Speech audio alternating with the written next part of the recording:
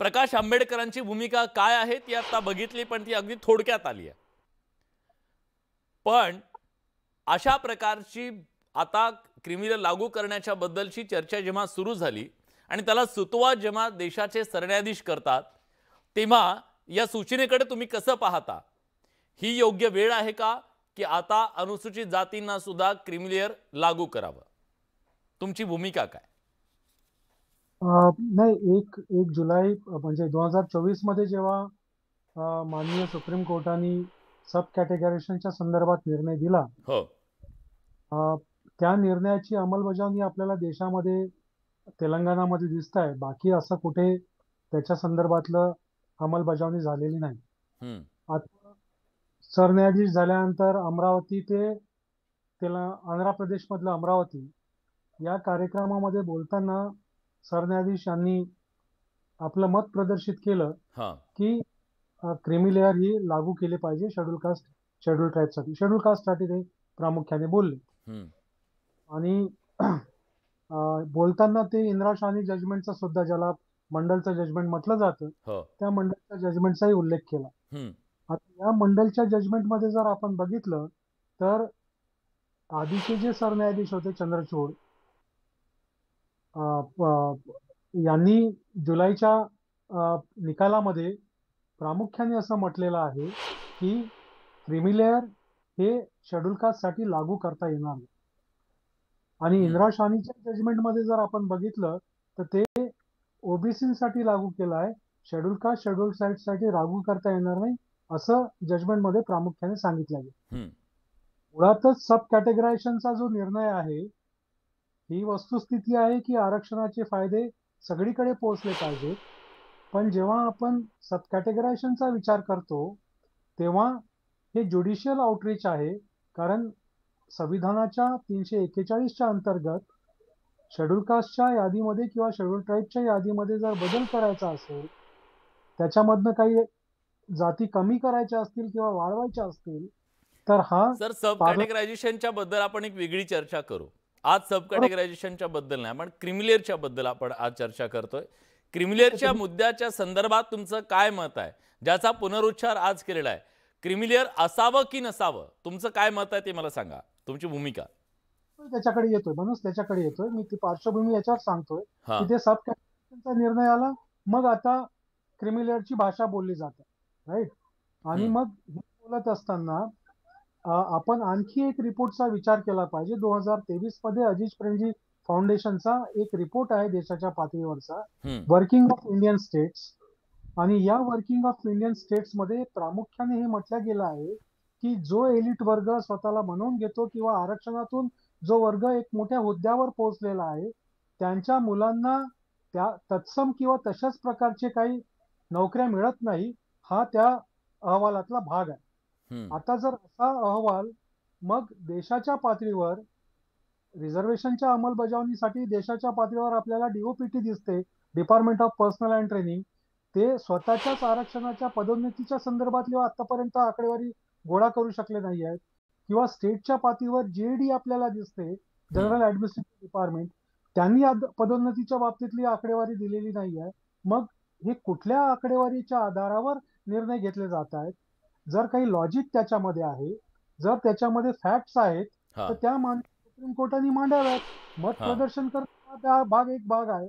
आणि मग मत प्रदर्शन केल्यानंतर माध्यम सुद्धा यातला असं मांडण्याचा प्रयत्न करतात की जे आरक्षणाचे लाभार्थी आहेत तेच बाकीच्या आरक्षणाच्या लाभार्थ्याच्या मधामध्ये येत आहेत. वास्तविक पाहता या देशामध्ये आरक्षणाची जी अंमलबजावणी व्हायला पाहिजे, ती अंमलबजावणीच्या संदर्भात माननीय सुप्रीम कोर्टाने डिरेक्टिव्ह दिले असते तर फार चांगलं झालं असतं. पण तसं होत नाही.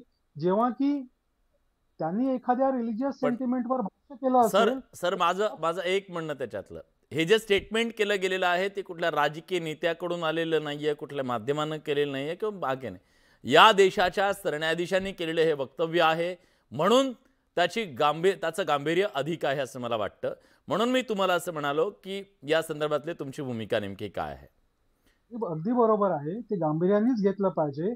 आणि हे माननीय सुप्रीम कोर्टाने बोलताना किंवा सरन्यायाधीशांनी बोलताना याच्यावरचे फॅक्ट्स किंवा फिगर्स सुद्धा देशाला दिले पाहिजे.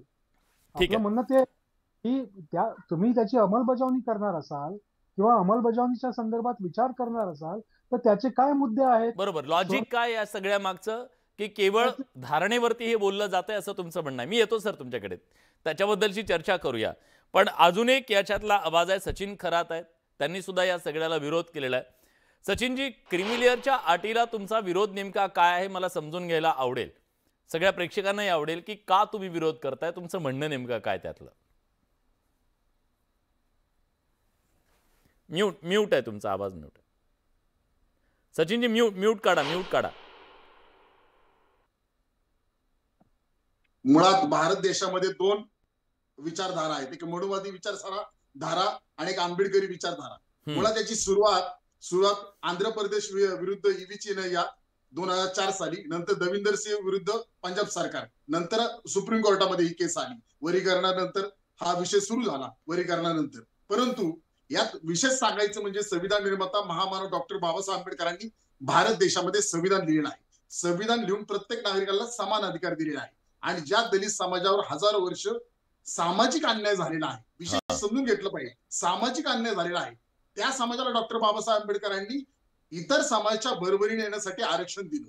परंतु आज काय सुरू झालंय भारतामध्ये, विशेष करून आर्थिक विचार चालू झालाय. आरक्षण म्हणजे काय रोजगार हमी योजना नाही. प्रत्येकाने हा विचार केला पाहिजे. जे लोक अशी मागणी करतात त्यांनी हे पहिले ध्यानात ठेवलं पाहिजे, आरक्षण कुणाला दिले आणि का दिले, सामाजिक मागासलेपणे.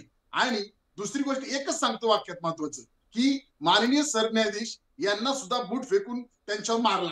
हे सुद्धा सामाजिक मागासलेपण आहे ना, सामाजिक अन्याय आहे ना.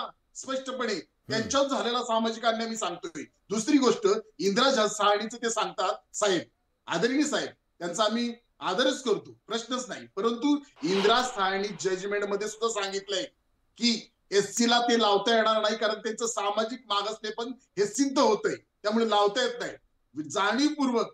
जाणीवपूर्वक ही चर्चा घडवली जाते आणि जाणीवपूर्वक विशेष करून आंबेडकरी विचारधारा, विशेष करून बौद्ध समाजाला टार्गेट करण्याचा यातून सामाजिक, शैक्षणिक, सांस्कृतिक संपवण्याचा घाट आहे, हे माझं स्पष्ट मत आहे. एक मिनिट, तुम्ही जो आरोप करताय ना त्याला पण काही तथ्य पाहिजे. जसं आता प्रियदर्शन तेलंग म्हणाले, आता खरं तर सरन्यायाधीशांच्या जातीच्या बद्दल बोलणं योग्य नाहीये, ते मला त्याचा उल्लेख करायचा नाहीये.